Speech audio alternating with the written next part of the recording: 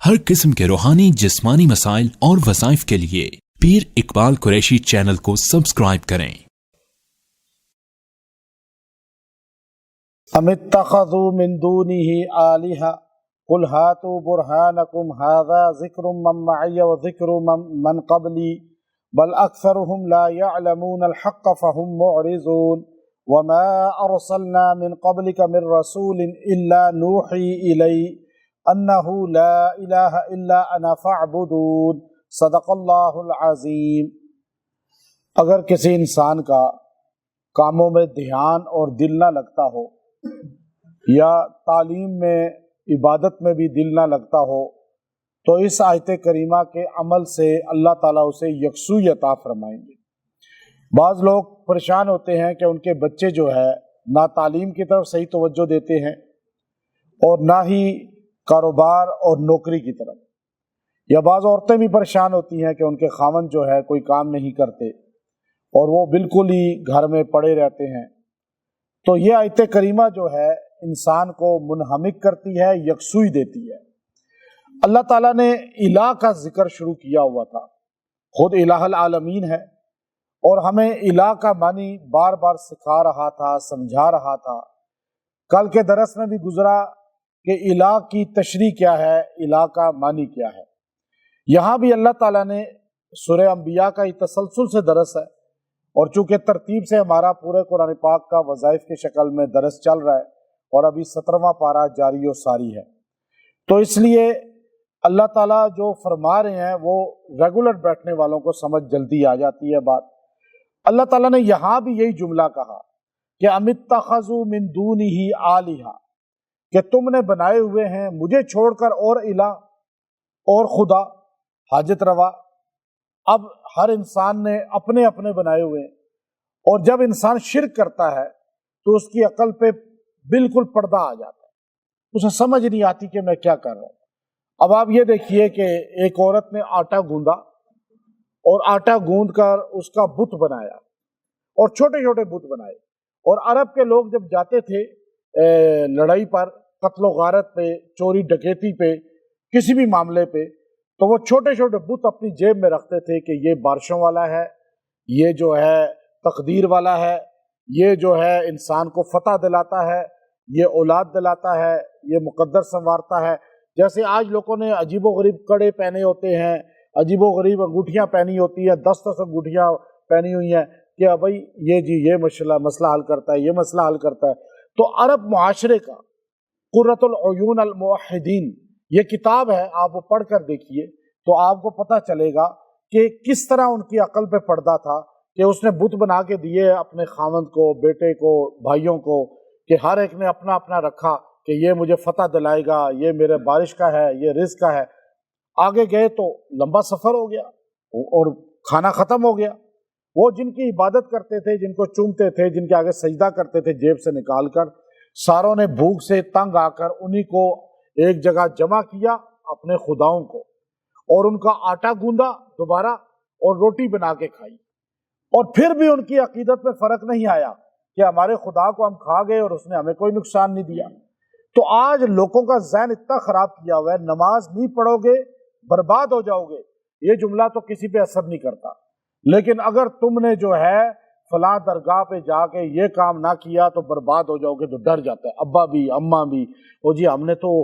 میرے پاس آتے ہیں، وہ جی ہم نے منت مانی تھی کہ وہاں پہ بکرا دیں گے لیکن اب وہ نہیں دے سکے۔ میرا خیال ہے اسی لیے پریشانیاں ہیں ہم پہ۔ تو میں نے کہا نماز پڑھتے ہو؟ نہیں، نماز تو نہیں پڑھتے، ٹائم نہیں ملتا۔ نماز نہ پڑھنے کی وبال کا نہیں پتا، لیکن ان چیزوں کا پتہ ہے۔ آج بھی وہی عقیدہ ہے،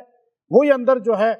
الہ العالمین۔ اللہ کہتا ہے لو کا، اب تم نے ام اتخذوا من دونہ آلہہ، جو تم نے میرے ساتھ دوسرے من دونہ کہہ کے بتا دیا، میرے علاوہ جو الہ بنائے ہوئے ہیں تم نے، تو یہ خالی کافر نہیں بنا رہا، مسلمان بھی بنا رہا ہے۔ آپ کا یقین جس پر آ گیا وہ الہ بن گیا، آپ کا یقین بکھر گیا ایک جگہ ذات سے، اسے شرک کہتے ہیں، اور ساری بکھرے ہوا یقین ایک ذات اور نقطے پہ آ جائے اسے توحید کہتے ہیں۔ ہمارا یقین ایک ذات پہ آ جائے، یہ اللہ تعالیٰ یہاں کہنا چاہ رہا ہے۔ اب یہاں پہ کیا کہا اللہ نے؟ ام اتخذوا من دونہ آلہہ، تم نے بنائے ہیں مجھے چھوڑ کر، اور الا قل، میرے پیغمبر آپ ان سے کہو، ہاتو برہانکم، کوئی دلیل لاؤ، کوئی سند لاؤ، کوئی سند لا کے دکھاؤ کہ اللہ کے سوا کوئی ہے حاجت روا، کوئی ہے مشکل کشا۔ آج بھی لوگ جو باتیں کرتے ہیں، قصے سناتے ہیں، جھوٹے واقعات سنا دیتے ہیں، آپ انہیں کہیں کہ کوئی دلیل لاؤ، قرآن کی دلیل، حدیث کے دلیل، کسی مضبوط واقعے کو لے کر آؤ، وہ نہیں پیش کر سکیں گے۔ جتنے شرک کرنے والے آج بھی آپ کو ملیں گے، وہ جھوٹی باتیں تو بیان کریں گے، قرآن اور حدیث کی مضبوط بات بیان نہیں کر سکیں گے۔ یہی بات سرکار دو عالم صلی اللہ علیہ وسلم کو اللہ نے فرمایا قل، میرے پیغمبر آپ فرمائیے، آپ کہہ دیجئے ہاتو برہانکم، تم میرے پاس کوئی دلیل لے آؤ کہ تم کہتے ہو کہ یہ بگڑی بنانے والا ہے، یہ بارشیں برسانے والا ہے، یہ اولاد دینے والا ہے، یہ جو در در تم نے نام رکھے ہوئے ہیں، کیا اللہ کے ساتھ یہ شریک ہے، اللہ کے وزیر ہیں، اللہ کے مشیر ہیں؟ اب یہ اصل میں ہمارا ترجمہ جو سامنے آئے گی آیت میں وہی ترجمہ کروں گا نا، تو مشکل لگتا ہے نا یہ سننا، ذرا کئی لوگوں کو مشکل لگتا ہے یہ، اب مجھے تو کرنا ہے کیونکہ میرے سامنے قرآن کی آیت وہ درس میں آ گئی ہے، جو آئے گی میں اسی کا، اب یہ الفاظ سخت ہیں کیونکہ ہمارے معاشرے کے اندر رگوں میں شرک جا چکا ہے، کیونکہ ہم صدیوں رہے ہیں ہندوؤں کے ساتھ، صدیوں ہم نے شرک والوں کے ساتھ ماحول گزارا ہے، پھر ہمارے دادا پردادا، آج بھی نسل میں ہمارے شرک داخل ہوا ہے، اور آج بھی ہم جو ہے قبروں پہ جا کے سجدے کرتے ہیں، آج بھی ہمارے اندر جو ہے وہ بلڈ میں آج بھی گندگی ہے، اور وہ نکلے گی تب جب اس کی سرجری ہوگی، اور سرجری ایسے ہی ہو سکتی ہے نا، اس کے علاوہ کوئی اور ماحول ہے سرجری کا؟ ورنہ تو کہتے ہیں جی ہم نے حج کر لیا، لیکن عقیدہ سب سے پہلے ٹھیک ہونا چاہیے۔ عقیدہ عقد سے ہے، عقد گرہ کو کہتے ہیں۔ جب آپ شادی کارڈ چھاپتے ہیں تو آپ لکھتے ہیں فلاں کا فلاں کے ساتھ عقد ہو گیا۔ عقد کا کیا مطلب ہے؟ دھاگا باندھ دیا، گرہ لگا دی۔ وہ گرہ اتنی مضبوط ہوتی ہے کہ وہ جو ہے اپنے آپ کو میاں بیوی کہتے ہیں، اور صدیوں تک چلتے ہیں میاں بیوی کے نام سے۔ تو یہ عقیدہ اللہ سے اتنا مضبوط ہو جائے کہ انسان کا ٹوٹے نہیں، یہ زمانے کے حوادث سے۔ اللہ نے کہا دلیل لے آؤ، پھر اللہ کے رسول نے خود کہہ دیا تم تو نہیں لا سکتے دلیل، مجھے پتہ ہے مکہ کے مشرکوں لات و عزیٰ کے بارے میں، لیکن میں تمہیں دلیل دیتا ہوں۔ ھذا ذکر من معیہ، یہ جو میرے پاس ذکر ہے نا قرآن، یوں آپ نے کہا یہ قرآن، ذکر من معیہ سے مراد تمام مفسرین نے قرآن لیا ہے۔ معیہ جو میرے پاس ہے، میرے ساتھ ہے۔ نبی کے ساتھ کیا تھا؟ قرآن تھا، اور یہ نبی کے ساتھ ہے، اور ایسا ساتھ ہے کہ آج نبی اور قرآن جڑے ہوئے ہیں۔ قرآن میں نبی کی تعریف اور اللہ کی تعریف، اور نبی قرآن پڑھ رہے ہیں اور امتی آج قرآن پڑھ رہے ہیں۔ تو یہ فرمایا من معیہ، یہ جو میرے پاس ہے نا یہ قرآن، اس میں بھی یہی بات ہے۔ وَذِكْرٌ مَّن قَبْلِي، اور جو میرے سے پہلے ذکر گزر گئے ہیں، تورات، زبور، انجیل، اس میں بھی یہی بات ہے۔ بل اکثرهم لا یعلمون، لیکن یہ کثیر تعداد لوگوں کی، اکثر لوگ ایسے ہیں جو نہیں جانتے کہ اللہ کی توحید کیا ہے۔ پہلے کتابیں بھی کہہ چکی توحید کے بارے میں، قرآن بھی بتا رہا ہے توحید کے بارے میں، پھر اللہ نے آخری بات کر کے فرمایا وما ارسلنا من قبلک، اور یقیناً اب پہلے تو نبی بولے کہ میرے پاس جو قرآن ہے اس میں بھی یہی ہے، اللہ کے سوا کوئی شریک نہیں اللہ کے ساتھ، اللہ وحدہ لا شریک ہے، اور میرے سے پہلے نبیوں کی کتابوں میں بھی یہی بات ہے۔ پھر اللہ نے کہا، نبی بولے پھر اللہ بولا، اگلی آیت اللہ فرما رہے ہیں، پچھلی آیت میں نبی فرما رہے تھے کل کے بعد۔ اللہ نے فرمایا وما ارسلنا من قبلک،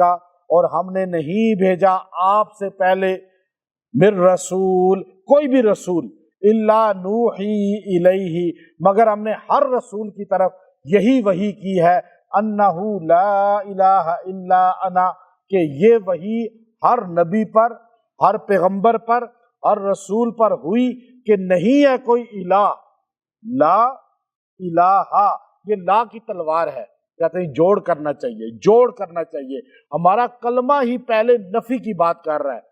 جوڑ کی بات کے لیے آپ ان کی حمایت کرتے ہیں۔ اور جی آپ آج کیا کہتے ہیں لوگ، آج ہمارے کہ جی جوڑ کی باتیں کریں، تو آپ ان غلط والوں عقیدے والوں کو آپ پروموٹ کریں اور آپ ان کی باتوں پہ سبحان اللہ کریں۔ یہ جوڑ ہمارا کلمہ ہی نہیں سکھاتا۔ کلمے نے پہلے کہا مکہ کے مشرکوں کو لا الہ، کوئی الہ نہیں الا اللہ بعد میں ہے، الہ لا الہ پہلے ہے، پہلے نفی ہے پھر اثبات ہے۔ تو اب دیکھیے اللہ نے صاف فرمایا کہ بے شک ہر نبی پہ یہ وحی آئی، لا الہ کوئی الہ نہیں الا مگر انا، اللہ خود کہہ رہا ہے، یہ بات اللہ کر رہا تھا نا، آیت میں اللہ کے الفاظ ہیں، تو اللہ نے یہ نہیں کہا، ہم کہ کلمہ پڑھتے ہیں تو کیا کہتے ہیں لا الہ الا اللہ، لیکن یہاں اللہ نے کیا کہا لا الہ، اب اللہ کا کلمہ آپ یاد کر لیں جو اللہ پڑھ رہا ہے قرآن میں۔ اب آپ دیکھیں اللہ نے کہا لا الہ الا انا، کوئی الہ نہیں مگر میں ہوں۔ اللہ تو میں کہہ سکتا ہے نا انا، اور کوئی بندہ کہہ سکتا ہے کہ وہ تو مشرک ہو جائے گا، تو اللہ نے کیا کہا لا الہ الا انا، کہ کوئی الہ نہیں مگر میں ہوں، فاعبدون پس میری ہی عبادت کرو، میری ہی بندگی کرو۔ اب یہ دیکھیے اللہ کس طرح سمجھا رہا ہے، اس سے زیادہ اور کیا سمجھائے اللہ۔ اب بھی بندہ نہ سمجھے الہ کو، نہ اللہ کی قدرت کو، اللہ کی ذات کو پہچانے۔ اگر کوئی آدمی بالکل ذہن اس کا نہ لگتا ہو، جیسے یہاں مشرکوں کا ذہن نہیں لگ رہا تھا نا، کہ وہ جو ہے اللہ سے ہٹ کے ہر طرف ذہن ان کا پھر رہا تھا، ایک مشن پہ ایک کام پہ نہیں آ رہا تھا، تو اسی طرح جس آدمی کا نوکری میں ذہن نہ لگتا ہو، جس آدمی کا کاروبار میں ذہن نہ لگتا ہو، جس آدمی کا تعلیم میں ذہن نہ لگتا ہو، جس آدمی کا عبادت میں ذہن نہ لگتا ہو، جو آدمی بالکل جو ہے اکھڑے ہوئے مزاج کا ہو، اور وہ بے پرواہ لاپرواہ سا ہو، اپنی ذمہ داریاں نہ پہچانتا ہو، نہ بیوی بچوں کی ذمہ داریاں، نہ جو ہے اپنے ماں باپ بہن بھائیوں کی ذمہ داریاں، تو ایسے آدمی کو یہ آیت کریمہ جو آیت نمبر 25 ہے، 25 نمبر آیت ہے سورہ انبیاء 17واں پارہ کی، وَمَا أَرْسَلْنَا مِن قَبْلِكَ مِن رَّسُولٍ إِلَّا نُوحِي إِلَيْهِ أَنَّهُ لَا إِلَٰهَ إِلَّا أَنَا فَاعْبُدُونِ، یہ پوری آیت یہاں تک، اس کو 40 بار دم کر کے 11 دن پلائی جائے اور اس کے لیے دعا کی جائے، اللہ تعالیٰ اسے انہماک بھی دے گا اور ایک مشن پہ بھی لے آئے گا، ذہن بھی اس کا ایک جگہ آ جائے گا، اور وہ اپنے کام کو پہچانے گا اور اسے یکسوئی نصیب ہوگی، اور ادھر ادھر جو پھر رہا ہے اور در در پہ ٹھوکریں کھا رہا ہے اور ادھر آوارہ گردیاں کر رہا ہے، اللہ تعالیٰ اسے وہاں سے ہٹا کر ایک جگہ منہمک کر دیں گے، اور جو در در پہ پھرنے والے ہیں وہ بھی یہ آیت پڑھیں، اللہ تعالیٰ انہیں ایک اپنی ذات کے ساتھ جوڑ دیں گے۔ وآخر دعوانا ان الحمد للہ رب العالمین۔